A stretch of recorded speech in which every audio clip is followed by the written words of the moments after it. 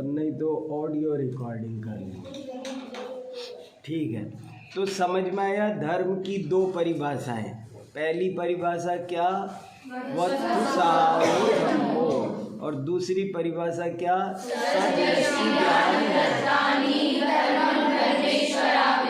अब जब आप ऐसे प्रमाण सहित बोलोगे तो आपकी बात बहुत पक्की मानी जाएगी, कोई काट नहीं सकेगा, अकाट्य परिभाषा हो जाएगी। क्या मतलब हो गया, समझ में आ गया? दो परिभाषाएं क्यों दी, दोनों अलग अलग परिभाषाएं क्यों दी? एक परिभाषा कहती है कि वास्तव में वस्तु का स्वभाव धर्म है, हर वस्तु का स्वभाव धर्म है, जो वस्तु जैसी है वैसा ही उसका धर्म है। और दूसरी परिभाषा कहती है आपको क्या करना है, आपको उस वस्तु के स्वभाव की श्रद्धा करनी है, उसका ज्ञान करना है और उसका आचरण करना है। अग्नि को अग्नि मानना है, बर्फ को बर्फ मानना है, सांप को सांप मानना है, गाय को गाय मानना है, शेर को शेर मानना है। जो चीज़ जैसी है उसे वैसी मानने का नाम ही धर्म है। बस सीधी सी बात है, बहुत सिंपल बात है। मिश्री मीठी होती है, नमक खारा होता है, तो क्या करना, मिश्री को खारा बनाने की कोशिश, नमक को मीठा बनाने नहीं। नमक का धर्म है खारा होना, मिश्री का धर्म है मीठा होना, और उसको स्वीकार कर लेना। और जब मीठे की ज़रूरत हो तो मिश्री काम में ले लो, जब नमक की ज़रूरत, खारे की ज़रूरत हो तो वहाँ पर नमक काम में ले लो। इसका नाम सुखी होने का मार्ग है। जब आपको दूध में डालनी है तो आप नमक डाल रहे हो, आप जहाँ मिश्री डालनी है वहाँ नमक डालते हो, जहाँ नमक डालना है वहाँ मिश्री डालते हो। बस यही दुख का कारण है। अन्यथा श्रद्धान, अन्यथा ज्ञान और अन्यथा आचरण ही अधर्म है। बस सीधी सी बात है। इसका उल्टा हो गया। अब अधर्म क्या है? मिथ्या दर्शन ज्ञान चारित्र ही अधर्म है, सम्यक दर्शन ज्ञान चारित्र ही धर्म है। समझ में आया सबको अच्छे से? कोई प्रश्न मन में? चलो, चार डेफिनेशन होती है ना धर्म। हाँ, वैसे तो अब और कई आ जाएंगी। और कौन सी? हाँ बराबर, वो बराबर, ऐसे और कितनी भी परिभाषाएं आ जाएंगी, लेकिन वो सब इसकी समपोषक है। जैसे देखो, वीतरागता धर्म है, तो वीतरागता धर्म भी यही कह रहा है कि जो वस्तु जैसी है उसे वैसी मानो, जानो, स्वीकार करो, उसे भला बुरा मत जानो। उससे मिश्री का मीठा होना अच्छी बात नहीं है और नमक का खारा होना बुरी बात नहीं, बुरा अच्छा बुरा कुछ नहीं है, ये तो उनका स्वभाव है। अरे भाई, आम की अपनी उपयोगिता है तो आंवले की अपनी उपयोगिता है, मिर्ची की अपनी उपयोगिता है। एक ही चीज़ थोड़ी दुनिया में होगी। रसोई में से नमक मिर्ची हटा दो कि मुझे पसंद नहीं है मिर्ची, तो क्या होगा फिर? रसोई में सभी रस चाहिए, सबका अपना अपना महत्व है। ऐसे ही वस्तु का स्वभाव है, वो भला बुरा नहीं होता, इसका नाम वीतरागता धर्म है। अहिंसा भी इसी का नाम है कि तुम जब बुरा मानते हो तो गलत एक्शन लेते हो, गलत एक्शन लेते हो तो हिंसा होती है, अहिंसा धर्म है। ऐसे 10 लक्षण धर्म है तो वो और उसका विस्तार करके समझा दिया। छोटी सी बात है, आप तो इतनी समझ लो, वस्तु का स्वभाव धर्म है और जो उसे स्वीकार करता है वो धर्मात्मा है। खेल खत्म। समझ में आया? लाइन याद रहेगी? फिर से बहुत इम्पोर्टेंट लाइन है, बोलो कौन बोलेगा अभी आखिर लाइन क्या बोले? वस्तु का स्वभाव जो है वो धर्म है और जो उसे स्वीकार करता है वो धर्मात्मा है। और अधर्मात्मा कौन है? अब परिभाषा बना, जो उसे स्वीकार नहीं करता बल्कि उसे अन्यथा करने का प्रयास करता है। अन्यथा करना ही राग द्वेष है, अन्यथा करना ही हिंसा है, अन्यथा करना ही क्रोध मान माया लोभ ये सब है, और उसे स्वीकार करना ही क्षमा है, मार्दव है, आर्जव है, सब कुछ है। धर्म की परिभाषा अच्छे से समझ में आनी चाहिए आप सबके। ये तो पहला पाठ है ना, आई सबको अच्छे से समझ में। धर्म क्या है? धर्म और संप्रदाय में अंतर है। आजकल लोग संप्रदाय का नाम धर्म समझ रहे हैं। संप्रदाय का नाम धर्म नहीं है। धर्म तो वस्तु के स्वभाव का नाम है, और धर्म तो धर्म होता है, धर्म एक होता है। धर्म के ऐसे नाम हमने व्यवहार से डाले हैं, जैन धर्म, हिंदू धर्म, बौद्ध धर्म, सिख धर्म, ईसाई धर्म। धर्म क्या है? धर्म तो वस्तु के स्वभाव का नाम है। ये तो सब संप्रदाय है नाना तरह के, ठीक है। चलो अब अपना थोड़ा सा नए वाला प्रकरण बचा था वो पूरा कर लें। बहुत बढ़िया प्रकरण चल रहा था, उसे आज पूरा करने की कोशिश करते हैं। बहुत अच्छा प्रकरण है।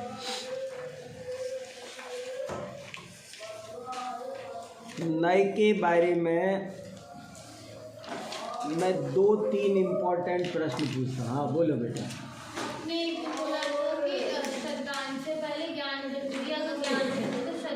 पक्की बात। और कुछ लोग कहते हैं कि अगर श्रद्धांजलि करेंगे तो फिर ज्ञान से होना चाहिए। बहुत अच्छा। देखो बेटा, प्रश्न समझ में आया, बहुत अच्छा प्रश्न पूछा है। और अभी मैं शाम को ऑनलाइन क्लास लेता हूँ, उसमें ये विषय बहुत गहराई से चल रहा है, बड़े बड़े विद्वान सुन रहे हैं। और ये क्या प्रश्न समझ में आया इसका? प्रश्न ये है कि सम्यक दर्शन ज्ञान चारित्राणि मोक्ष मार्ग है। यहाँ पर क्या क्रम रखा? पहले सम्यक दर्शन, बाद में ज्ञान, बाद में चारित्र। तो दर्शन ज्ञान चारित्र ये क्रम सही है या ज्ञान दर्शन चारित्र ये क्रम सही है? क्योंकि मैंने एक दिन कहा था कि पहले ज्ञान चाहिए, ऐसा मैंने कहा था, तो प्रश्न पैदा हो गया। देखो बात को अच्छे से समझो। जैसे नमोकार मंत्र में 5 परमेष्ठी का वास्तविक क्रम क्या होना चाहिए? अगर हम बड़े से छोटे की तरफ जाएं तो पहले नंबर पर क्या होना चाहिए? सिद्ध। लेकिन क्या क्रम रखा? जैसे हमने प्रयोजन की वजह से वहाँ क्रम चेंज कर लिया, होना चाहिए था सिद्ध, लेकिन हमने चेंज कर लिया। ठीक ऐसे ही वास्तव में जो क्रम है, उत्पत्ति का जो क्रम है, वो है ज्ञान दर्शन चारित्र। पहले ज्ञान होगा। ज्ञान के बिना, जाने बिना श्रद्धा किसकी करोगे आप? सब जगह अभी मैंने समय सार में से 40 गाथाएं छांटी हैं, 40, और वो बताई है मैंने एक व्याख्यान में। उन सब गाथाओं में ये लिखा है, जैसे ऐसा लिखा, जैनाम कोवि पुरुषो रायाणम जानी ऊण सद्धहदी। समझ में आया? जान कर श्रद्धा करता है। तो श्रद्धा क्या लिखा? ऐसे लिखा है समय सार में, मोक्ष मार्ग प्रकाशक में, के बिना जाने किया गया श्रद्धान गधे के सींग के समान है। श्रद्धान ज्ञान के बिना होता नहीं है। लेकिन फिर भी जब मोक्ष मार्ग की चर्चा आती है तो उसमें ज़्यादा ज्ञान की कीमत नहीं है, सम्यक ज्ञान की कीमत है। और सम्यक ज्ञान सम्यक दर्शन से होता है। इसलिए वहाँ सम्यक दर्शन को पहले रख दिया। और कहीं कहा कि सम्यक दर्शन ज्ञान दोनों युगपत होते हैं। क्या लिखा, ये बात समझो ये। हाँ, दोनों साथ होते, साथ होते का मतलब समझो बहुत बढ़िया। मैं ऐसे उदाहरण देता हूँ कि माँ बेटी एक साथ होती है कि आगे पीछे, बाप बेटे एक साथ होते हैं कि आगे पीछे। वास्तव में तो मैं जिस दिन मेरे पुत्र हुआ उसी दिन तो पिता हुआ, उसके पहले मैं तो था लेकिन मैं पिता नहीं था। ऐसे ही सम्यक दर्शन के पहले ज्ञान होता है और वो ज्ञान पकता है, बड़ा होता है, 25 साल का होता है। बाद में जब समझ अच्छे से हो जाती है तो उसके श्रद्धा होती है, और जब श्रद्धा होती है तो उस ज्ञान का नाम भी सम्यक ज्ञान पड़ जाता है, पर होता पहले ज्ञान है। वो वेरी गुड। ज्ञान में सम्यकपना सम्यक दर्शन के होने से आएगा। मैं जब तक मेरे बेटा नहीं हुआ तब तक मैं लड़का ही हूँ, मैं मनुष्य हूँ, पुरुष हूँ, बालक हूँ, कुछ भी कहो, युवक कहो, लेकिन मुझे पिता नहीं कह सकते।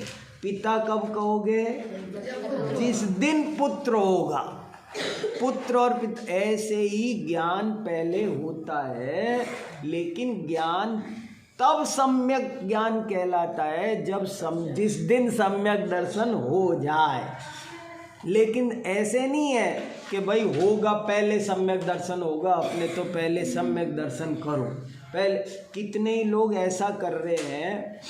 मैंने अभी बहुत डिटेल में बोला है, आपको इतना डिटेल बताने का भी समय नहीं तो इतना बहुत बोला है कि देखो क्या गलती क्या हो रही है। कुछ लोग तो चारित्र अपनाना चाह रहे हैं और कुछ लोग दर्शन के पीछे लग रहे हैं। वो कह रहे हैं मानो मानो, जल्दी मानो, श्रद्धा करो, हाँ करो, ना मत करो, ऐसे वो थोप रहे हैं, दबाव। मैं परमात्मा हूँ, स्वीकार कर, मना मत कर। अरे तो स्वीकार कैसे करूँ, मेरे समझ में तो आनी चाहिए। तो बिना समझे श्रद्धा नहीं होगी। तू स्वीकार कर कि मोक्ष सुख रूप है। अरे तो कैसे स्वीकार करूँ, मुझे मोक्ष समझ में तो आना चाहिए। सिद्ध अनंत सुखी है, स्वीकार कर। कैसे स्वीकार करें? और अगर ऐसे ही स्वीकार करने का नाम धर्म हो तो ऐसे तो सब धर्म वाले अपने अपने धर्म ग्रंथों की, धर्म गुरुओं की, फिर तो सभी स्वीकार कर रहे हैं, तो सब सम्यक दृष्टि हो जाए। इसलिए समझना जरूरी है। ज्ञान पूर्वक ही, ऐसा अकलंकाचार्य ने, सब आचार्यों ने लिखा है कि सम्यक दर्शन ज्ञान चारित्र के बीच में ज्ञान क्यों लगाया। हाँ, ज्ञान बीच में इसलिए रखा, बीच में कोई के ज्ञान को पहले रखना चाहिए था, वो अगर बड़ा है तो उसका उत्तर दिया बड़ा है इसीलिए तो बीच में रखा है।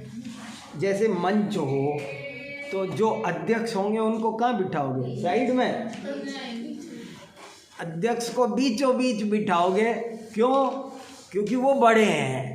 ऐसे ही ज्ञान को बीच में रखा ताकि वो दोनों पर कंट्रोल कर सके, कोई भटक ना जाए। श्रद्धा भटकेगी तो भी ज्ञान रोक लेगा, चारित्र भटकेगा तो भी ज्ञान रोक लेगा। इसलिए ज्ञान का जीवन में बहुत ज़्यादा महत्व है। ज्ञान पूर्वक ही सारी समस्याएं सुलझेंगी, और यही आपकी कहानी का सार है उसका। अज्ञान ही दुख का कारण है। उन्होंने गलत जान रखा है।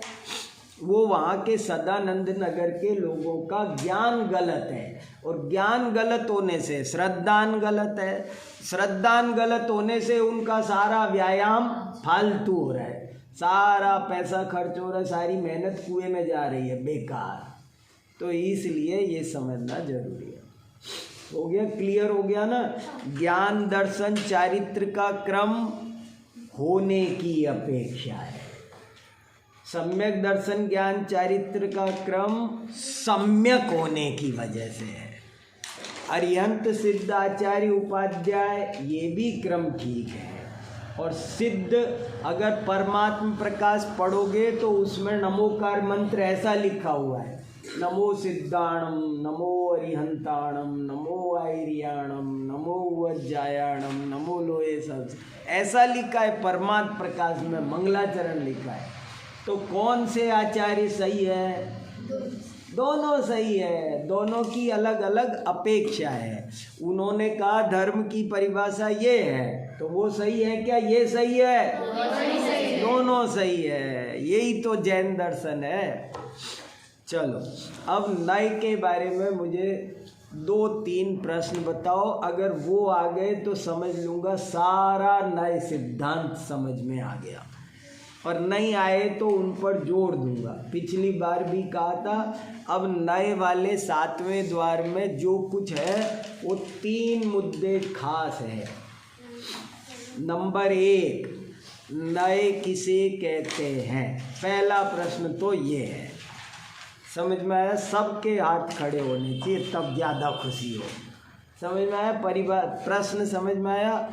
अपन नए समझ रहे हैं, लेकिन सबसे पहले नंबर तो हमको नए की परिभाषा आनी चाहिए। नए किसे कहते हैं? चलो बोलो बेटा। नए के द्वारा वस्तु के एक देश को जाना जाता है। और नए द्वारा वस्तु के स्वभाव के एक एक अंश को जाना जाता है। और नए द्वारा परिग्रहित वस्तु के एक देश को जानना या कहना नहीं जाता है। नए द्वारा परिग्रहित वस्तु के एक देश को जानने का नाम नए है। सब सहमत हैं? अच्छा रुक जाओ, क्यों नहीं ये नहीं बताना अभी। हाँ पीछे बोलो बेटा। हाँ नहीं तुम ही से पूछ रहा हूँ। हाँ तुमसे। हाँ नए माने अपेक्षा। हाँ करेक्शन है। प्रमाण गुड, द्वारा। Very good, very good. हाँ तुम बोलो, क्या बोल रहे थे? बोलो बेटा। यही कह रहे थे। और हाँ तुम कुछ कह रहे हो? क्रम से कहने पर भी युगपत समझने में ऐसी कला भी नहीं सिखाते। हाँ देखो, ये जो तुमने बातें बताई है वो सब नए की क्वालिटीज बताई है। नए क्या क्या करता है, पर नए की परिभाषा क्या है, तो वो ये जो बोली वो ये है। समझ में आया? आपने जो बताए उत्तर कोई भी गलत नहीं है, लेकिन वे सब नए की क्वालिटीज हैं।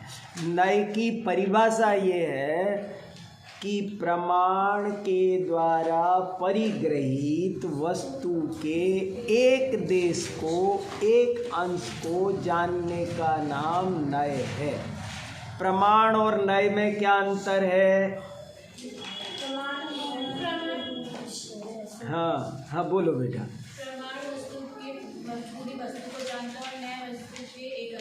बहुत अच्छा।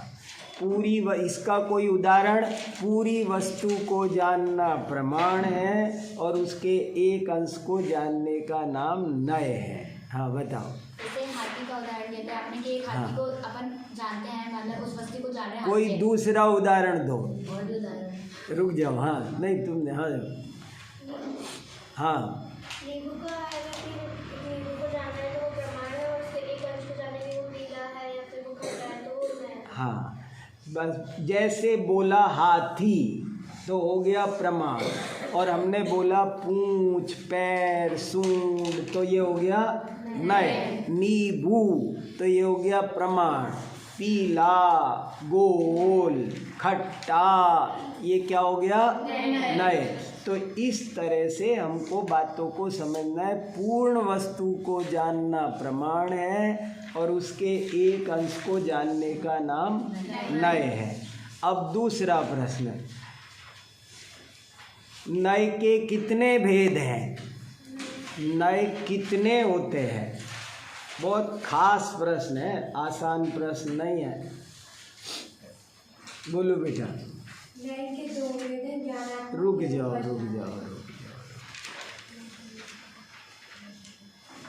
एक प्रश्न, एक उत्तर हो गया। चलो दूसरा।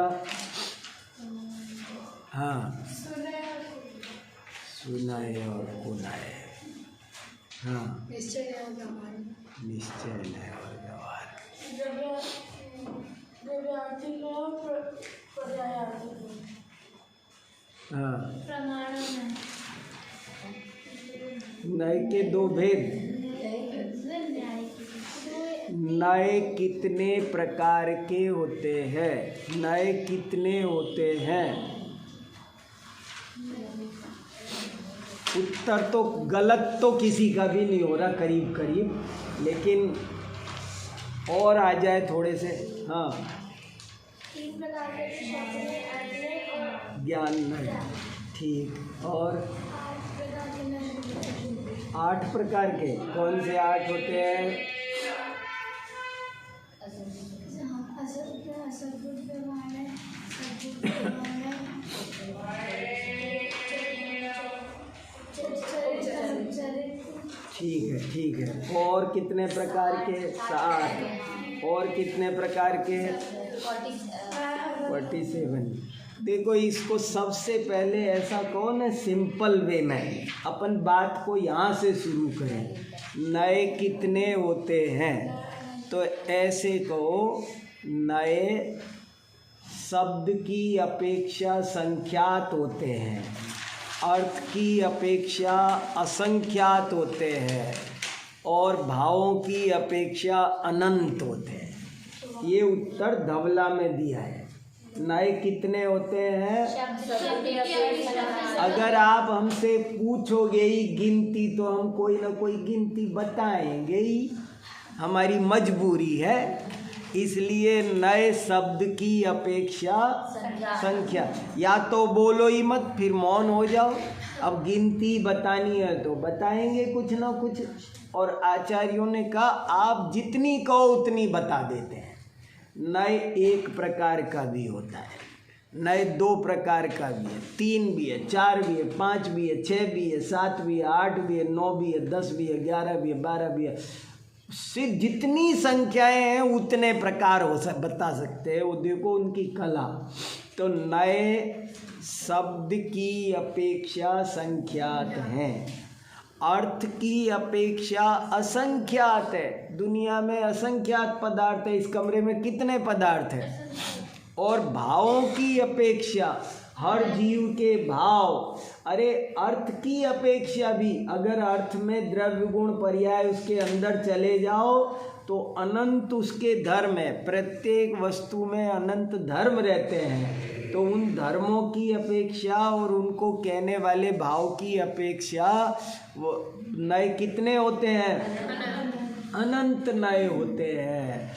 तो नए कितने, उसकी पहली परिभाषा, शब्द की अपेक्षा संख्यात हैं, अर्थ की अपेक्षा संख्यात हैं, और भावों की अपेक्षा अनंत है। अब संख्यात में ये भेद कर सकते हो। नए 2 प्रकार के हैं। अब यहाँ से शुरू करो। नए 2 प्रकार के हैं, वचनात्मक और ज्ञानात्मक। वास्तव में नए ज्ञानात्मक होते हैं, लेकिन उनको कहना वो भी नए ही है, क्योंकि कारण में कार्य का उपचार कर देते हैं। कहने से भी ज्ञान होता है, इसलिए कहना भी नए है। तो नए 2 तरह के हैं, वचनात्मक और ज्ञानात्मक। और अब 2-2 के पेयर बता दो। नए 1 प्रकार का होता है, बता सकते हो कौन सा है? नए 1 प्रकार का है।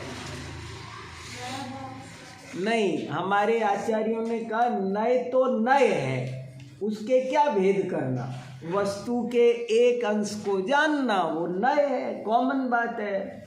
उसने द्रव्य को ग्रहण किया, पर ग्रहण तो दोनों ने ही अंश को किया ना, इसलिए वस्तु के एक अंश को जानना नए है, और वो कोई भी हो तो ऐसे बात बन जाएगी। तो नए का एक भेद होता है, और नए के 2 भेद कौन कौन से हैं? ज्ञानात्मक, वचनात्मक। दूसरे सुनय कुनय कहो, और क्या कहो? निश्चय व्यवहार कहो, द्रव्यार्थिक पर्यायार्थिक कहो। ऐसे कई तरह से उनके 2 भेद बनते हैं। 3 भेद कैसे बनते हैं? बराबर। ये 3 ने भी बहुत इम्पोर्टेंट है। कोई बता सकता है क्या होते हैं? शब्द ने, अर्थ ने, ज्ञान ने का स्वरूप बताओ। कौन बताएगा? कोई उदाहरण दे के बता सकता है? शब्द ने, अर्थ ने, ज्ञान ने। देखो मैं बताता हूँ, शायद हमारी पिछली कक्षा यहीं छूटी थी। शब्द ने, अर्थ ने, ज्ञान ने की चर्चा आने वाली थी और वहीं हमारी चर्चा छूट गई थी। इसलिए आप नहीं बता रहे हो तो आपकी कोई गलती नहीं है, क्योंकि ये अभी हुआ ही नहीं हमारी कक्षा में। तो शब्द ने, अर्थ ने, ज्ञान ने। देखो दुनिया में जितनी भी चीज़ें हैं 3 तरह की हैं, शब्दात्मक, अर्थात्मक और ज्ञानात्मक। जितनी भी चीज़ें हैं, कोई भी चीज़, सेव फल 3 तरह का होता है, शब्दात्मक, अर्थात्मक, ज्ञानात्मक। मकान 3 तरह का है, घड़ी 3 तरह की है, पुस्तक 3 तरह की है, हर चीज़ 3 तरह की है। रोटी 3 तरह की होती है, अग्नि 3 तरह की होती है, एक शब्दात्मक अग्नि, एक अर्थात्मक अग्नि, एक ज्ञानात्मक अग्नि। देखो शब्दात्मक अग्नि क्या होती है? जो अग्नि नामक शब्द है वो शब्दात्मक अग्नि है, और जो अग्नि नामक अर्थ माने पदार्थ, वो अर्थात्मक अग्नि है। और जो ज्ञान में अग्नि आती है, माँ त्रिशला ने जो सपने में अग्नि देखी थी वो कैसी अग्नि थी? ज्ञानात्मक अग्नि। सपने में जो अग्नि आई वो क्या है? ज्ञान। अग्नि का एक चित्र बनाओ तो वो क्या है? वो चित्रात्मक अग्नि। मगर वो किस में जाएगी? शब्दात्मक। शब्द में लिखित शब्द, मौखिक शब्द सारे आ जाएंगे। शब्दात्मक 2 तरह का, लिखित शब्द और मौखिक शब्द। मैंने मुंह से कहा तो भी हर दुनिया की हर वस्तु। मकान 3 तरह का होता है, जानते हो? 3 तरह के मकान। एक मकान तो ईंट पत्थर चूने का होता है, उसका नाम है अर्थात्मक मकान, अर्थात्मक भवन। एक होता है ज्ञानात्मक। ज्ञानात्मक क्या होता है? आपने प्लॉट दिखाया और इंजीनियर के दिमाग में एक मकान बन गया, दिमाग में। वो क्या है? ज्ञान। और फिर उसने नक्शे पर बनाया। समझ में आया? बहुत गजब की बात है ये। फिर से सुनो, मकान 3 तरह का होता है। पहले वो ज्ञान में आता है। बाहुबली भगवान 3 तरह के। पहले कोई मूर्तिकार अपने ज्ञान में बाहुबली बनाता है, बाद में नक्शे पर बनाता है, बाद में मूर्ति बनाता है। तो बाहुबली की मूर्ति भी 3 तरह की। समझ में आया ना? हर चीज़ 3 तरह की होती है। कोई भी चीज़ है, कोई मान लो एक लड्डू है, तो एक लड्डू का खिलौना होता है, वो लड्डू खाने के काम नहीं आता। तो शब्दात्मक अलग है, अर्थात्मक अलग है, ज्ञानात्मक अलग है। 3 तरह की हर वस्तु है संसार की, कोई भी वस्तु। राजा 3 तरह का, शब्दात्मक, अर्थात्मक, ज्ञानात्मक। समझ में आया? कुछ डाउट? अर्थ माने पदार्थ, याद रखना। अर्थ माने मीनिंग नहीं, अर्थ माने पदार्थ। पदार्थ होता है वो अर्थात्मक है। जो चीज वास्तव में सेव फल है। देखो जो सच्चा सेव फल है ना, जिसमें आयरन है, जिसको खाते हैं, वो अर्थात्मक सेव फल है। और उस सेव फल की जो चाहे चित्र है, चाहे मूर्ति है, चाहे लिखा हुआ है, चाहे बोला हुआ है, ये सब शब्दात्मक सेव फल है। शब्दात्मक सेवफल समझ में आए? मुंह से बोला, चित्र बनाया, खिलौना बनाया, सब शब्दात्मक है। और ज्ञानात्मक क्या हुआ? स्वप्न में आया, ज्ञान में आया, मैंने जाना, दिमाग में चल रहा है, तो वो ज्ञानात्मक है। क्लियर हुआ? अर्थ माने पदार्थ, शब्दात्मक, अर्थात्मक और ज्ञानात्मक। जो शब्दात्मक वस्तु को जानता है उसे शब्द नय कहते हैं। जो अर्थात्मक वस्तु को जानता है उसे अर्थ नय कहते हैं। और जो ज्ञानात्मक वस्तु को जानता है उसे ज्ञान नय कहते हैं। 3 तरह के नय। 4 तरह के नय कौन से हैं? 4 तरह के नय याद नहीं आ रहे? नय के 4 भेद भी होते हैं। नाम नय, स्थापना नय, वो 4 निक्षेप है ना, वो नय भी है। 4 नय है, वो निक्षेप है, वो नय भी है। निक्षेप और नय में क्या अंतर है? निक्षेप ज्ञेय के भेद है और नए ज्ञान के भेद है। बारीक बात है। कौन रिपीट करेगा? बोलो। निक्षेप ज्ञेय का भेद है और नए ज्ञान का भेद। समझाएगा कौन इसको? निक्षेप तो ज्ञेय का भेद है, वस्तुओं का भेद है। जैसे देखो, राजा 4 तरह का है। राजा 4 तरह का है। अभी आपको 3 तरह का समझाया था कि दुनिया की हर वस्तु 3 तरह की है। अब मैं कह रहा हूँ दुनिया की हर वस्तु 4 तरह की है। हर वस्तु 4 तरह की है। कोई भी चीज़ ले आओ, मैं सब पर घटित करूँगा। अभी राजा पर घटित करके बताता हूँ। महावीर भगवान 4 तरह के हैं। नाम महावीर, स्थापना महावीर, द्रव्य महावीर, भाव। सिद्ध 4 तरह के हैं। अरिहंत 4 तरह के हैं। 4 तरह के अरिहंत। एक तो नाम अरिहंत, समझ में आया? 4 दुनिया की हर चीज 4 तरह की है। नाम अरिहंत माने क्या? किसी चीज का नाम है। कोई लड़का हो सकता है, कोई बिल्डिंग हो सकती है। मैंने अपनी गाड़ी का नाम रख रखा है अरिहंत, तो वो गाड़ी क्या है? नाम अरिहंत। नाम अरिहंत वो क्या है? जिसका नाम रख दिया आपने किसी का भी, तो वो इस अलमारी का नाम रख दो अरिहंत, तो ये अरिहंत लाना, अरिहंत लाना। अरिहंत माने अरिहंत को बुलाना। जैसे 4 निक्षेप क्यों समझाए गए, बहुत ज़रूरी है। मैंने कहा अरिहंत को बुलाओ, और मैं तो कह रहा हूँ नाम अरिहंत, और तुम समझ गए भगवान अरिहंत, तो फिर कैसे गड़बड़ हो जाएगी ना। मैंने कहा जरा राजा को लाना, तो राजा, नाम राजा को बुलाया था मैंने, और तुमने जाके वहाँ सचमुच के राजा से कहा आपको बुला रहे हो। उन्होंने कहा उनकी इतनी हिम्मत, तो झगड़ा फैल जाएगा।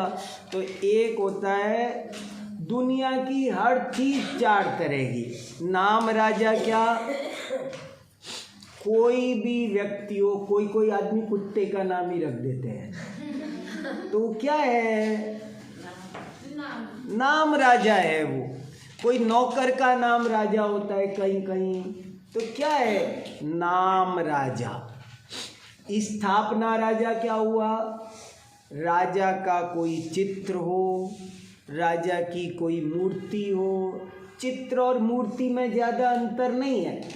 चित्र कोई जब डायमेंशन दे देते हैं तो वो मूर्ति बन जाती है।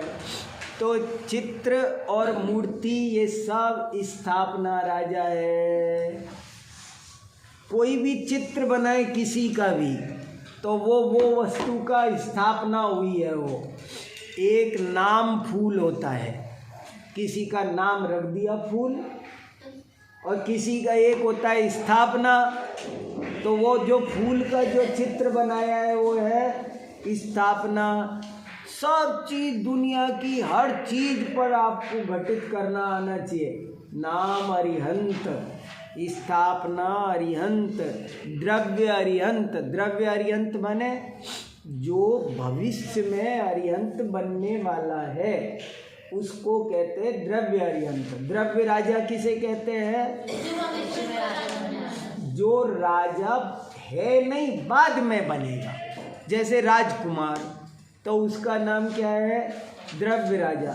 कोई बच्चा मेडिकल कॉलेज में पढ़ने गया और उसको डॉक्टर कह रहे हैं, तो द्रव्य डॉक्टर है, वो भाव डॉक्टर नहीं है। अभी ये द्रव्य भाव वो नहीं, द्रव्य पूजा भाव पूजा वाला नहीं है, ये दूसरा द्रव्य। यहाँ द्रव्य का मतलब है योग्यता।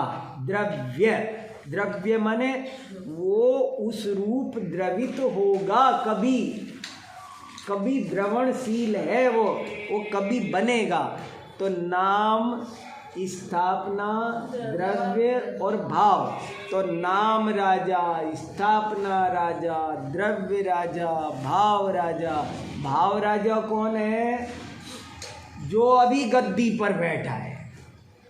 नाम अरिहंत कौन? कोई बिल्डिंग हो, वस्तु हो, व्यक्ति हो। जब हम किसी वस्तु या व्यक्ति का नाम रखते हैं तो उसे नाम अरिहंत कहते हैं। जब उसका कोई चित्र या मूर्ति बनाकर उसको कहते हैं तो वो क्या होता है? स्थापना। जरूरी नहीं, कई बार तो बिना आकार के भी होती है स्थापना। दो तरह की, तदाकार तदाकार। शतरंज खेलते हैं, ये हाथी है, ये घोड़ा है, राजा है, रानी है। तो कहाँ राजा रानी का आकार भी नहीं होता है, फिर भी होते हैं वो। तो इसलिए स्थापना राजा और द्रव्य राजा माने, द्रव्य अरिहंत माने जो बाद में बनेगा। रोटी चार तरह की। नाम रोटी क्या है? किसी का नाम है हो सकता है। पहले क्या क्या नाम होते थे? सब बहुत नाम होते थे। किसी का नाम बादाम, किसी का नाम पिस्ता, होते थे, बहुत नाम होते थे। लो होते, बहुतों के नाम ऐसे ही होते थे भाई, खूब होते। हाँ होते, लड्डू पेड़े भी नाम होते हैं। तो इसलिए नाम होता है एक। स्थापना क्या? उसका चित्र या मूर्ति। और द्रव्य क्या? वो जो आटा है उसको भी रोटी कह सकते हो, पर कौन सी रोटी है वो? द्रव्य, क्योंकि वो थोड़ी देर बाद रोटी बनेगा। और भाव रोटी क्या है? जो अभी थाली में है वो भाव रोटी है। तो ऐसे अब चार नय का स्वरूप क्या हो गया? देखो ये नय है ज्ञेय के भेद, निक्षेप है ज्ञेय के भेद, और नय है ज्ञान के भेद। जो नाम राजा को जाने उसका नाम नाम नय, जो स्थापना राजा को जाने उसका नाम स्थापना नय, जो द्रव्य राजा को जाने उसका नाम द्रव्य नय, जो भाव राजा को जाने उसका नाम भाव नय। दुनिया में चार तरह की चीज़ें हैं, और जो नाम रूप वस्तुओं को ग्रहण करे वो नाम नय, स्थापना रूप वस्तुओं को ग्रहण करे वो स्थापना नय, द्रव्य रूप वस्तुओं को ग्रहण करे तो द्रव्य नय, और भाव रूप वस्तुओं को ग्रहण करे तो भाव नय।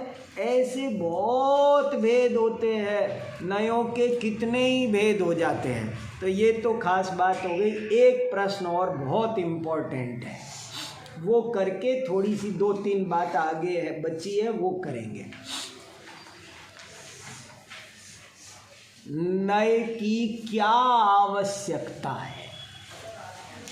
प्रमाण के, फिर बोलता हूँ और खुलासा करके, प्रमाण के होते हुए नय की क्या जरूरत है?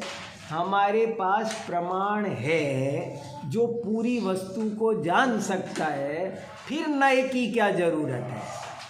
समझ में आया प्रश्न अच्छे से? अब बोलो उत्तर। जो हम जैसे हम अल्पज्ञ हैं तो हम वस्तु को पूर्ण तरह से नहीं जान सकते, मतलब थोड़ा कम ज्ञान होता है इस। सब लोग सुनो ध्यान से, अब किसी को भी बताना पड़ेगा इसके बाद कोई मना नहीं कर सकेगा। मैं बिना हाथ उठाए वाले से पूछूंगा, ठीक है ना? अब मैं किसी से भी पूछूंगा, फिर से बोलो। हम अल्पज्ञ हैं, हमारा जो ज्ञान। प्रश्न सुन लो फिर से। प्रमाण के होते हुए नए की क्या जरूरत है, ये प्रश्न है। और इस प्रश्न का उत्तर सुनो ध्यान से, और सबको आना चाहिए। चलो, हम जो है अल्पज्ञ हैं, ज्ञान हमारे पास थोड़ा कम है, तो हम एक ही बार में पूरी वस्तु को एक साथ नहीं जान सकते। इसलिए नए की आवश्यकता है, क्योंकि नए वस्तु के एक एक अंश को जानने में सहायक है। बराबर। मैं दूसरी भाषा में बोलूं, नए हमारी मजबूरी है, नए हमारी मजबूरी है। अरे हमारी क्षमताएं सीमित है। जैसे समझ लो, अभी एक फ़ोटो खींचो यहाँ सबकी, तो उस फोटो में सबके चेहरे चींटी चींटी जैसे आएंगे। और अगर मुझे एक को अच्छे से देखना है तो क्या करना पड़ेगा? जूम करना पड़ेगा, तब दिखेगा। तो नए हमारी मजबूरी है, इसीलिए नए केवल ज्ञानी के नहीं होते हैं, सिर्फ हम आप श्रुत ज्ञानी के होते हैं। क्या बोला अभी? फिर एक इम्पोर्टेंट बात बोली। केवल ज्ञानी को नए की जरूरत नहीं है, क्योंकि वो सारी वस्तु जैसी है वैसी एक साथ देख सकते हैं, लेकिन हम नहीं देख पाते हैं। तो हमको तो हाईलाइट करना पड़ता है, तभी दिखाई देता है। तो हाईलाइट करने के लिए का काम नए हाईलाइट करने का काम नए करते हैं, ठीक है ना? तो ये एक प्रश्न इम्पोर्टेंट था। हाँ बताओ बेटा। जैसे प्रमाण में एग्जांपल दिया कि नींबू को पूरा जाते हैं। हाँ। और अगर नहीं होगा तो ये कैसे, उसकी क्वालिटी कैसे पता चलेगी? ये वेरी गुड। प्रमाण तो इतना कह के चुप हो जाएगा, नींबू, लेकिन जब तक हमको उसके गुण नहीं बताए जाए, जैसे कोई कहे आत्मा, हमको क्या समझ में आया? और जब ये समझाए, जो जानता होगा ना पहले, जैसे देखो, जिसने पहले नींबू देखा है, आप उसको नींबू कहो तो वो समझ जाएगा। लेकिन जिसने आज तक नींबू नहीं देखा है, आप उसको नींबू समझाने बैठे, तो आपने कहा भैया नींबू खाया करो, तो बोले ये क्या होता है? गोल गोल होता है। अच्छा। पीला होता है। अच्छा। संतरे से छोटा होता है। अच्छा। बहुत खट्टा होता है। अच्छा। अब उसकी समझ में कुछ धीरे धीरे आ रहा है। तो नए ये काम करते हैं।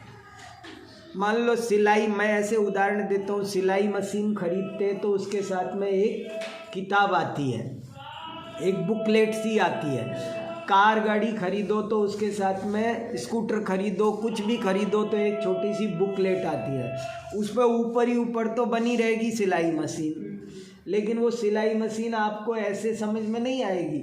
अब अंदर पन्ने पलटो तो आपको उसका एक एक पार्ट, वो सब, इसमें धागा लगाते हैं, ऐसे सिलते हैं, सब चीज़ें बताते हैं, तो हमको भिन्न भिन्न समझ में आती है। वस्तु के स्वरूप को समझने के लिए श्रुत ज्ञानियों को नए बहुत सहायता करते हैं। श्रुत ज्ञानियों को हमारी मजबूरी है। हाँ बेटा। फिर तो ये जानने के लिए तो नहीं ज़रूरी हुआ। नहीं, जरूरी हमें हुआ ना, तो हमारी मजबूरी हुई। हमारा ज्ञान छोटा है। केवल ज्ञानी तो वो पूरी वस्तु वैसे ही जान लेंगे, बिना कहे ही जान लेंगे। अज्ञानी, अल्प ज्ञानियों को नए की जरूरत पड़ती है। अल्पज्ञानियों के लिए ये जरूरी है, और वो उनका अल्प ज्ञान है, इसीलिए हमने मजबूरी कह दिया। मजबूरी नहीं है, वो जरूरी है, क्योंकि हमारा ज्ञान अल्प है। पर मजबूरी मैंने इसलिए कहा कि आपको ये समझ में आए कि ये केवल ज्ञानी को ज़रूरत नहीं है। क्यों ज़रूरत नहीं है? क्योंकि वो तो पूरी वस्तु को साक्षात देख लेते हैं। ठीक है, अब आगे इसके आगे थोड़ी सी बात और बची, वो और करते हैं। और इस मजबूरी कहने के पीछे एक रीज़न ये भी है कि जब नए कुछ कहेगा ना, तो आपको ये समझना पड़ेगा कि ये एक अंश कह रहा है, पूरा नहीं कह रहा है, और आपको उनको सबको परस्पर अपने दिमाग में उनको रिकनेक्ट करना है, उनको जोड़ना है। गोल कहा, फिर कहा पीला, तो गोल भी रखा और पीला भी, अच्छा खट्टा भी, उसी में जोड़ते जाना है। अलग अलग कहना है पर उसमें उसी में जोड़ना है, अलग से नहीं करना है। ठीक है ना? चलो, तो इस तरह से नए के हमने काफ़ी भेद प्रभेद सब पढ़ लिए, लेकिन एक भेद प्रभेद बहुत ज़्यादा पॉपुलर है, इसलिए उनको भी पढ़ना जरूरी है। नए के 7 भेद होते हैं।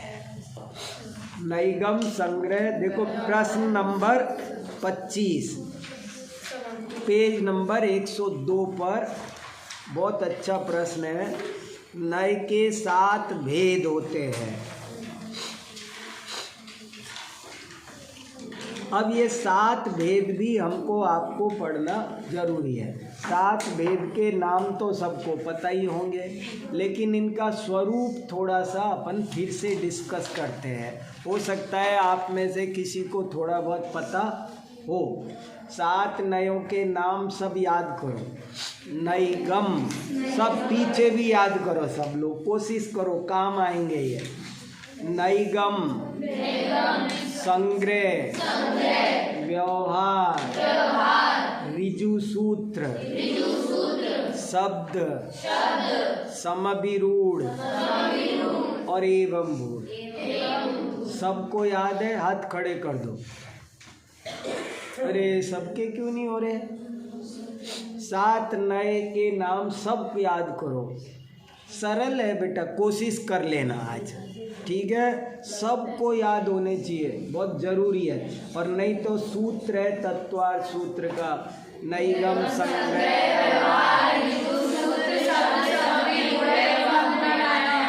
7 प्रकार के नए होते हैं। ये संसार में बहुत फेमस है, दुनिया के और धर्मों में भी इसकी चर्चा आ गई, इतने फेमस रहे ये। तो नैग, अब इनका स्वरूप समझते हैं। इनका यही क्रम है। देखो, हर चीज़ का क्रम होता है। जैसे 5 इंद्रियों का एक क्रम है, 5 ज्ञानों का एक क्रम है। कोई भी कहीं भी नहीं बोल सकते आप उनका एक निश्चित क्रम है। 5 इंद्रियों का क्रम का कारण पता है ना? 5 इंद्रियां क्यों क्रम से बताई जाती है? हाँ, क्योंकि एक इंद्रिय से लेके जो 5 इंद्रिय होते हैं तो उनका क्रम यही होता है। यही है। जब कहा जाए कि द्विइंद्रिय जीव, तो समझना शुरू की 2, कोई भी 2 नहीं। जब कहा जाए 3 इंद्रिय जीव है ये, तो कौन कौन सी 3 होगी? शुरू की 3, कोई भी 3 नहीं चल सकती। कोई कहे मेरे को 3 इंद्रिय बना दो, लेकिन एक तो आँख दे दो, एक का, ऐसे आपकी चॉइस नहीं है। वो पैकेज फिक्स है, वही पैकेज लेना पड़ेगा। एक इंद्रिय बनोगे तो सिर्फ स्पर्शन इंद्रिय मिलेगी। नीचे से बढ़ते मैंने ऐसे याद किया, स्पर्शन, रसना, घ्राण, चक्षु, ऐसे क्रम है इनका। तो ऐसे क्रम से याद करो, हर चीज़ का क्रम है। 3 लोग गिनाने हो तो कैसे गिनाना चाहिए? अरे ऊपर से नीचे क्यों गिर रहे हो? नीचे से ऊपर। हाँ, नीचे से ऊपर जाना है कि ऊपर से नीचे आना है? नीचे से ऊपर। इसलिए क्रम है। पहले अधोलोक, फिर मध्यलोक, और मध्यलोक से कहाँ जाना है? अरे कहाँ ध्यान है तेरा? मध्यलोक से ऊर्ध्वलोक जाना है। समझ में आया? हमको हमारा क्रम है ना। अब आज के बाद कैसे बोलोगे 3 लोग? कोई भी पूछे तो हाँ, और कारण कोई पूछे तो बता दोगे? ऐसे ही क्यों बोला हमने? हाँ, हमें ऊपर से नीचे नहीं गिरना है, नीचे से ऊपर जाना है। सब चीज़ों के क्रम पर बहुत बहस हुई है शास्त्रों में कि किसका कैसे वर्णन करना, किस क्रम से कौन चीज़ है। तो ये 7 नय है, 7 नय का भी क्रम है, और यही क्रम है। आप इसमें उलट फेर नहीं कर सकते। क्यों नहीं कर सकते? कि उत्तरोत्तर सूक्ष्म विषय है। इतनी सी लाइन समझ में आई? अब मैं खुलासा करूँगा तब समझ में आएगी। ये 7 नय कैसे हैं? उत्तरोत्तर, उत्तरोत्तर माने आगे आगे, जैसे जैसे आगे बढ़ते जाओ तैसे तैसे इनका विषय सूक्ष्म होता जाता है। नैगम्य का विषय इतना बड़ा है, संग्रहणे का इतना बड़ा, व्यवहार का इतना बड़ा, ऋजु सूत्र का इतना, ऐसे सब छोटा होता जाता है। समझ में आई बात? फिर से, नैगम, संग्रह, व्यवहार आदि का क्रम ऐसा क्यों रखा गया है? कौन उत्तर देगा? पीछे से कोई। 7 नयों का ये क्रम क्यों रखा गया है? बताओ बेटा। उनका है क्रम उत्तरोत्तर क्रम है, मतलब जैसे जैसे आगे बढ़ता जाएगा वैसे वैसे। हाँ, उत्तरोत्तर, उत्तरोत्तर माने, उत्तर माने आगे बढ़ते। मैंने ये नहीं कहा पूर्व पूर्व, उत्तरोत्तर। उत्तर माने बाद में, पूर्व माने पहले। पूर्व पूर्व में अगर पीछे इधर से चलो तो बोलेंगे पूर्व पूर्व में। पूर्व पूर्व में स्थूल विषय है, और आगे आगे बढ़ते जाओ तो उत्तरोत्तर में सूक्ष्म विषय है। जैसे नैगम्य क्या कहता है? नैगम्य कहता है, नैगम्य की परिभाषा है संकल्प मात्र ग्राही नैगमः। जो संकल्प, विचार मात्र, हमारी कल्पना में जो चीज़ें हैं वो भी ग्रहण कर लेता है, और लोक में जितनी चीज़ें हैं सब ग्रहण। नैगम्य में कुछ नहीं छूटा, जो दुनिया में है वो भी और जो नहीं है वो भी। मेरे दिमाग में गधे के सींग है तो नैगम्य वो भी ग्रहण कर लेता है। नैगम्य काल्पनिक और वास्तविक दोनों प्रकार के जगत को एक साथ विषय कर लेता है, इसलिए नैगम्य बहुत बड़ा है। नैगम्य के 3 भेद होते हैं, भावी नैगम, भूत नैगम और वर्तमान नैगम। वर्तमान की बात को वर्तमान में कहना, और भविष्य में होने वाली बात को वर्तमान में कहना, और भूतकाल की बात को, जैसे अपन कहते हैं दिवाली के दिन आज महावीर भगवान मोक्ष गए, आज महावीर भगवान का मोक्ष हुआ। तो आज हुआ कि 2550 वर्ष पहले हुआ? 2550। तो ऐसे क्यों बोल रहे हैं कि आज हुआ? भूत नैगम्य से बोलते हैं। आज भगवान का ज्ञान कल्याणक है, तो आज ये सब भूत नैगम्य है। और भावी नैगम्य क्या? जो चीज़ बाद में होगी पर अभी कहा जा रहा है बाद में होगी।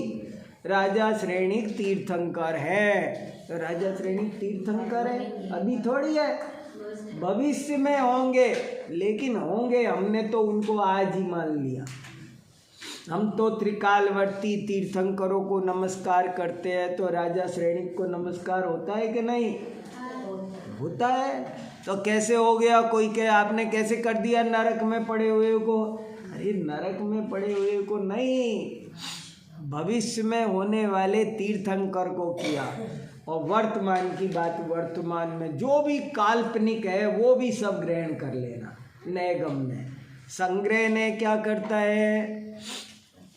संग्रह ने अलग अलग चीजों को जोड़ देता है। एक जीव है, एक अजीव है, लेकिन मिला के कथन करेगा, एक वस्तु बोलेगा। संग्रह ने क्या करता है? जोड़ना। संग्रह जोड़ना, मिलाना ही इसका धर्म है। संग्रह ने अलग अलग वस्तुओं को मिला मिला के ग्रुप में बात करता है ये। जैसे भारत, तो भारत बोला तो क्या बोला? संग्रह ने। इसमें पूरे 28 राज्य आ गए, तो संग्रह। तो संग्रह ने जोड़ता है, व्यवहार ने क्या करता है? तोड़ता है। व्यवहारणम व्यवहार है। ये क्या है कि एक वस्तु, एक जीव, शरीर और आत्मा को जोड़ के बोलेगा संग्रह ने। और व्यवहार ने क्या कहेगा? नहीं, अलग अलग है। देखो ये व्यवहार अलग है और वो व्यवहार अलग है। ये व्यवहार हर चीज को अलग अलग बताएगा, एक नहीं करेगा बिल्कुल सब। जैसे भारत बोला तो क्या? संग्रह ने। और व्यवहार ने क्या कहेगा कि राजस्थान, उत्तर प्रदेश, मध्य प्रदेश, उसके टुकड़े करने का नाम क्या है? जैसे ठंडाई बोला तो संग्रह ने। और बादाम, दूध, चीनी, सौंफ, खसखस, क्या क्या डालते हैं, अलग अलग बोला तो क्या हो गया? व्यवहार। अलग अलग बोलना। जैसे सेना, सेना बोला तो संग्रह ने। हाथी, घोड़े, सैनिक, ये क्या हो गया? व्यवहार। व्यवहार ने, संग्रह ने झुंड को बोलता है। झुंड बना बना के बोलने का काम किसने सिखाया इस दुनिया को? कक्षा, विद्यालय, ये सब संग्रहने के काम है। संग्रहने ने समाज बनाया। संग्रहने नहीं होता तो दुनिया में सोसाइटी नाम की चीज नहीं होती, तो देश नहीं होते। तो संग्रह जोड़ता है और व्यवहार ने तोड़ता है, अलग अलग करता है। राज्य अलग करेगा, किसी न किसी अपेक्षा अलग करेगा। तो नैगम ने समझ में आया? जो काल्पनिक और वास्तविक दोनों प्रकार के जगत को विषय बनाता है उसे नैगम नय कहते हैं। फिर से, जो काल्पनिक और वास्तविक संपूर्ण जगत को एक साथ विषय बना लेता है उसे नैगम नय कहते हैं। नैगम नय में कोई सही गलत की बात नहीं है, हमारे कल्पना में आ गया। जैसे समझ लो मैं बम्बई जा रहा हूँ, आपसे कहा मैंने और फिर गया नहीं मैं, तो आप कहोगे आप तो कह रहे थे बम्बई जा रहा हूँ। अरे मैंने सोचा था ना, अब टिकट नहीं मिला, मैं क्या करूँ? तो जिसके विचार आ गया ना वो विचारों से ही ग्रहण कर लेता है। नैगम ने विचार मात्र को ग्रहण करता है। नैगम बहुत दूर दूर की बातें, कोई आदमी, मान लो मैं किसी एक आदमी के साथ चल रहा था और वो आदमी सप्त व्यसन सेवन करता था, तो आप मुझे भी कहोगे वो सप्त व्यसनी है। तो कैसे कहा कि उसके साथ क्यों जा रहे? जुआ खेलने वाले के साथ तुम क्यों चल रहे हो? शराब पीने वाले के साथ तुम चल रहे हो, एक दिन तुम भी पियोगे। ऐसे वो कल्पना करता है। तो नैगम ने कल्पना मात्र को ग्रहण कर लेता है। अपन अंदाजे से बोलते हैं, क्यों जा रहे हैं, कहाँ जा रहे हैं, होना नहीं होना। तो नैगम ने, संग्रह ने की क्या परिभाषा हुई? मिलाकर कथन करता है, इसलिए उसका नाम संग्रह है। व्यवहार ने की क्या परिभाषा हुई? संग्रह ने के विषय में विभाजन करना व्यवहार नय है। संग्रह ने के विषय में विभाजन करना, बंटवारा करना, वो व्यवहार नय है। तो नैगम, संग्रह, व्यवहार। ऋजु सूत्र ने क्या करता है? ऋजु सूत्र ने, ऋजु माने सीधा, ऋजु माने सीधा, वो ज़्यादा पंडिताई नहीं लगाता और सीधी बात जैसी दिखाई देती है वैसा बोलता है। जैसे कोई चीज़ बहुत लंबी पर्याय है पर वो एक पर्याय बोलेगा। जैसे मनुष्य एक पर्याय, तो एक पर्याय है क्या? 100 साल में प्रति समय पर्याय बदल रही है। कितनी पर्याय बदलती है चीज़, ये कहा जाएगा ये 1 महीने से ऐसी ही है, तो ऐसी ही थोड़ी है, जाने कितनी पर्याय बदल गई, लेकिन एक पर्याय बोली जा रही है। ये है ऋजु सूत्र ने। मनुष्य, गाय, हाथी, ये एक एक पर्याय बताएगा, जबकि ये भी अनेक पर्यायों का समूह है, फिर भी उसने सीधा सीधा एक पर्याय बोल दिया। ऋजु सूत्र ने, शब्द ने है परिभाषा, जो सरलता पूर्वक अनेक पर्यायों को एक पर्याय मानकर कथन करता है, वो ऋजु सूत्र ने। ऋजु सूत्र ने, अभी मैं उदाहरण देके बताता हूँ थोड़ा, फिर परिभाषा बनाएंगे हम। देखो ऋजु सूत्र ने क्या कहता है कि यदि मैं प्रोफेसर हूँ तो प्रोफेसर हूँ, बस, अब ज़्यादा सोचना नहीं। जबकि जब मैं यात्रा कर रहा हूँ उस समय मैं प्रोफेसर नहीं हूँ, उस समय मैं यात्री हूँ। जिस समय मैं डॉक्टर के पास गया हूँ उस समय मैं प्रोफेसर नहीं हूँ, मरीज हूँ। मैंने ये जब मैं पूजा कर रहा हूँ तब प्रोफेसर नहीं हूँ, पुजारी हूँ। लेकिन ऋजु सूत्र ने क्या कहेगा? तुम इतना दिमाग मत लगाया करो, तुम सीधे बोलो प्रोफेसर साहब पूजा कर रहे हैं, प्रोफेसर साहब यात्रा कर रहे हैं, और बाकी आगे वाले नए इसकी काट करेंगे। हर आगे वाला नए पूर्व वाले नए का काट करता है। नैगम ने काल्पनिक जगत को विषय किया, संग्रह ने कहा ये नहीं चलेगा, काल्पनिक बाहर छोड़ो, वास्तविक ग्रहण। फिर व्यवहार ने कहता है वास्तविक तुमने सब मिला के एक कैसे कर दिया, सबको अलग अलग करो, जीव अलग है, अजीव अलग है, बोलो ऐसे भेद करेगा वो व्यवहार ने। ऋजु सूत्र ने कहेगा कि जीव माने जीव, बस झंझट में मत पड़ो, अब 1 इंद्री 2 इंद्री ये है वो चक्कर में मत पड़ो। फिर आगे आएगा शब्द ने, नैगम, संग्रह, व्यवहार, ऋजु सूत्र और शब्द। शब्द ने क्या करेगा? शब्द ने कहेगा जितने शब्द है उतने अर्थ है। वो कहेगा पर्यायवाची भी नहीं होते। जैसे जितने भी पर्याय, चंद्रमा के कितने पर्यायवाची है? बहुत सारे, 10-12 पर्यायवाची कम से कम है।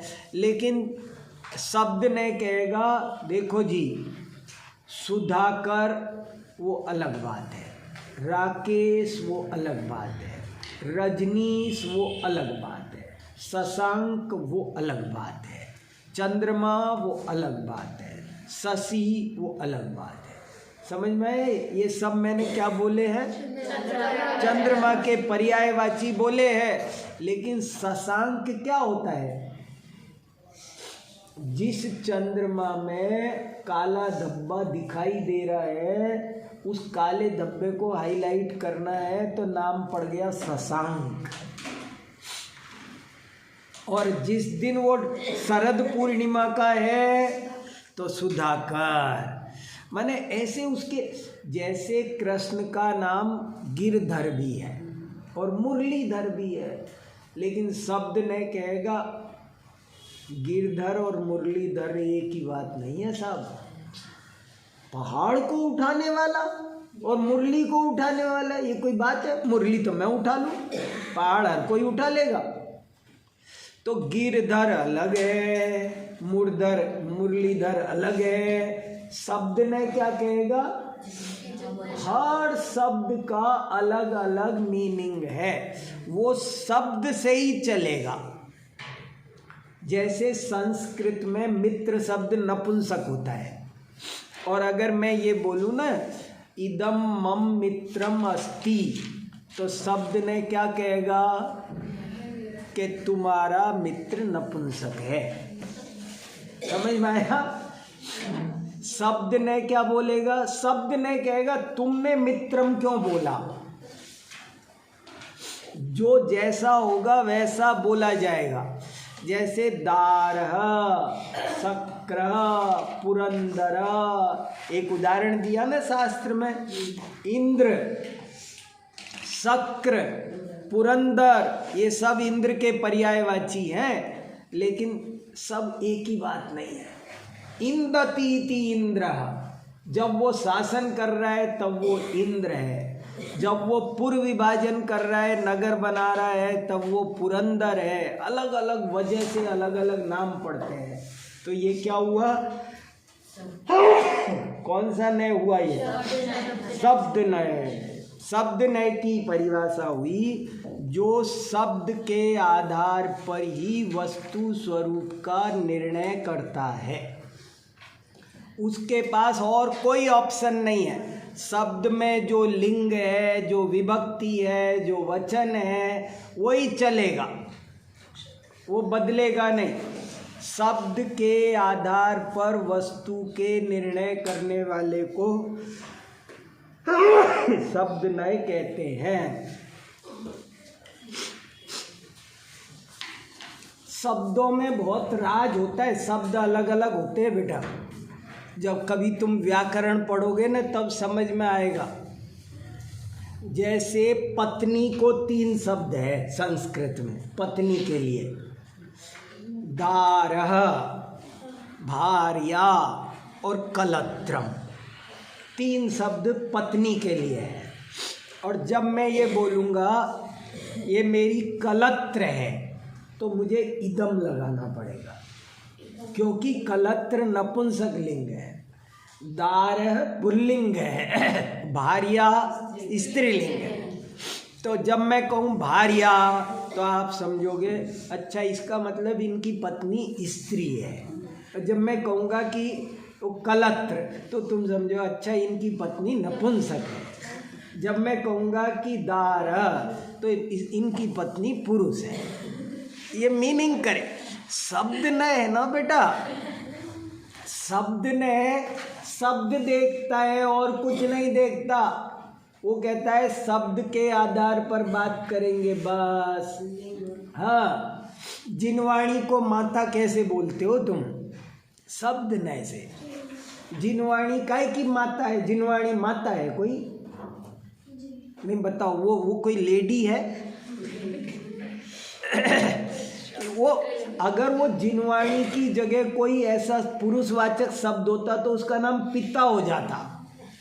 अरियंत पिताजी, वो पिताजी है वो, लेकिन वो शब्द न से अरियंत पिता, सिद्ध पिताजी तेरे, तो सिद्ध पिताजी है। अगर वो सिद्ध का नाम सिद्धि होता ना तो माँ कर देते हैं। शब्द से बन जाते हैं सारे के सारे शब्द। तो धरती माता, अब धरती माता तो धरती स्त्रीलिंग है, इसलिए शब्द न से माता है। तो शब्द न शब्दों से चलता है, वो कुछ और आगे पीछे देखता नहीं है। इसके आगे समविरूढ़ ने, समविरूढ़ ने क्या कहता है कि देखो भाई तुम ऐसे मत किया करो, जो शब्द जिसमें रूढ़ हो गया, निश्चित हो गया, वही मान लिया करो। जैसे गाय माने अलग है, धेनु माने अलग है, सब अलग अलग है, लेकिन वो समभिरूढ़ ने कहता है मैं अलग अलग नहीं मानूंगा, मेरी नज़र में शक्र, इंद्र, पुरंदर सब एक है, वो फर्क नहीं करेगा, वो रूढ़ है, वो तो एक चीज को एक जगह रूढ़ कर लेगा। गाय माने गाय, बस, चाहे धेनु कह दो चाहे गाय कह दो, समभिरूढ़ नय की नज़र में कोई अंतर नहीं है, शब्द रूढ़ हो जाते हैं। तेल माने क्या होता है? तिल का रस, तेल माने होता है तिल का रस। सरसों के तेल को तेल नहीं कहते हैं, उसका नाम तो कुछ और होना चाहिए, सारसेल होना चाहिए, कुछ और होना चाहिए। तुमको पता नहीं है, सही बात बता रहा हूँ मैं, भाषा विज्ञान में लिखी है। तेल दुनिया में सबसे पहले तिल में से रस निकला, तो लोगों ने कहा ये क्या है, क्या नाम रखे इसका? तो बोले तिल में से निकला है ना, इसलिए इसका नाम रख दो तेल। थोड़े दिन बाद सरसों में से भी निकल आया, तो अब क्या करते हैं? तो बोले कोई बात नहीं, सरसों का। फिर मूंगफली में निकल आया, तो बोले मूंगफली का तेल। बादाम में निकल आया, बादाम। तो फिर मिट्टी में से ही निकल आया, मिट्टी का। वास्तव में तेल शब्द का जो ओरिजिनल मीनिंग है वो तो केवल और केवल तिल के रस को ही तेल कह सकते हैं, और किसी को तेल नहीं कह सकते। लेकिन रूढ़ हो गया, ये काम किसने किया? समभिरूढ़ ने। जैसे अपन कहते हैं ना, दर्शन शब्द का क्या अर्थ है? क्या श्रद्धान। तो कैसे कहते हो? तो हम कहते भैया ये हमारा शब्द रूढ़ है, श्रद्धान अर्थ में रूढ़ है। तो जो शब्द निश्चित हो जाते हैं, जिनका मीनिंग निश्चित हो जाता है, वो क्या कहलाते हैं? समभिरूढ़ नय का विषय बनते हैं। उनमें और शब्द नय तो कारस्तानी दिखाएगा, लेकिन समभिरूढ़ नय कहेगा जिसका जो मीनिंग है निश्चित हो गया, वो हो गया, वो समभिरूढ़ नय। फिर है एवं भूत नय। समभिरूढ़ नय लोक में रूढ़ हुए अर्थ को स्वीकार करने वाले नय को समभिरूढ़ नय कहते हैं। लोक में रूढ़ हो गए, निश्चित हो गए। रूढ़ होना माने निश्चित होना। लोक में रूढ़ हो गए नय को समभिरूढ़ नय कहते हैं।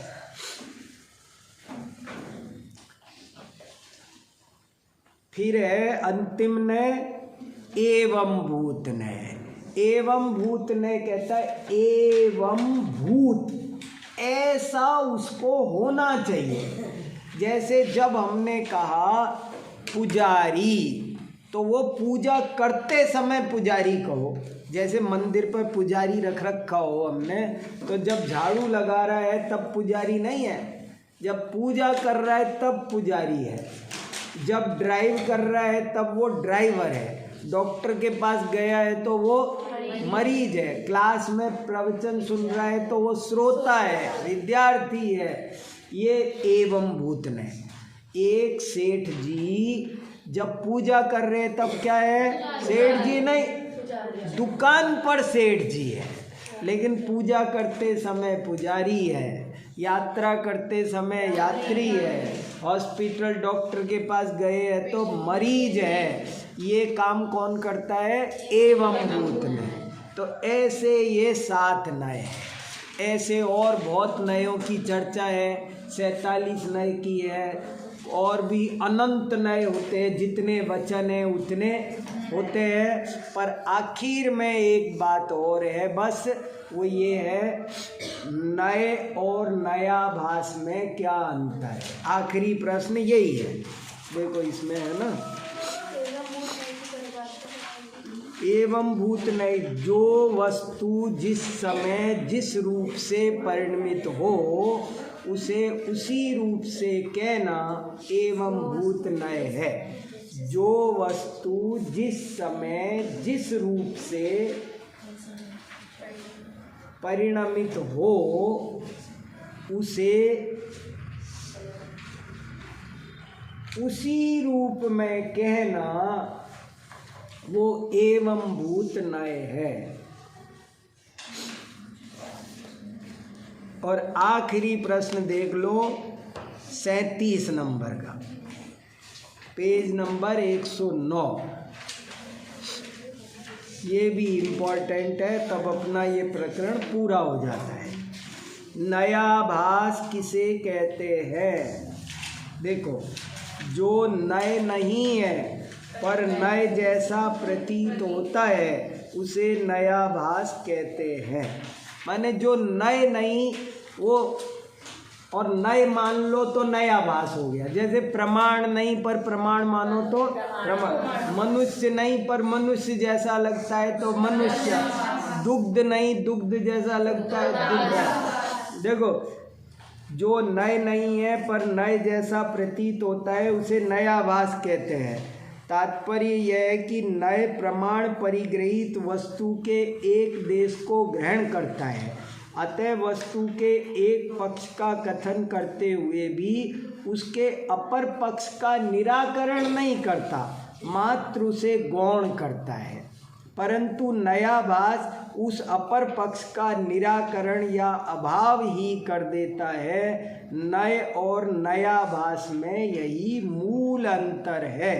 नयाभास को कुनय, दुर्नय या मिथ्या नय भी कहते हैं। ठीक है, तो ये तो हो गया।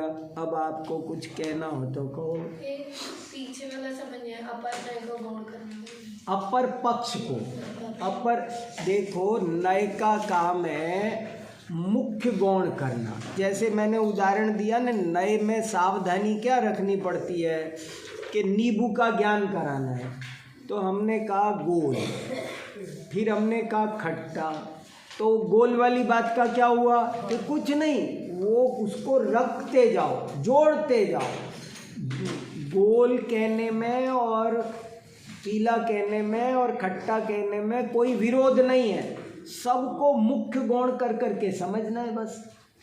एक जो अपर, जो दूसरे का निषेध कर दे वो तो हो गया कुनय। जैसे मैंने कहा कि वो गोल नहीं होता, पीला ही होता है, तो हो गया कुनय। और अगर गोल और पीला दोनों जोड़ दिया तो क्या हो गया? सुनय।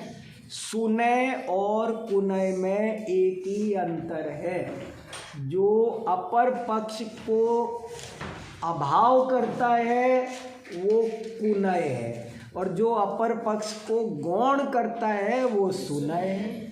अपर पक्ष माने अपोजिट साइड, जो कहने में आ रही है वो मुख्य है, जो कहने में नहीं आ रही है वो गौण है। तो गौण है, उसको गौण रखे तब तो वो सुनय है, और वो गौण वाली बात को माने नहीं तो क्या हो गया? कुनय हो गया। ये खास बात है। और बताओ, हो गया? तो इस तरह अपना न्याय मंदिर आज कंप्लीट हुआ। खूब आराम से पढ़ो, बढ़िया उन्नति करो। हाँ, अब इसकी परीक्षा होनी है, परीक्षा की तैयारी करो। इसकी एक आप पेपर बनाओ और इनको लिखित परीक्षा दिलवाओ, बाद में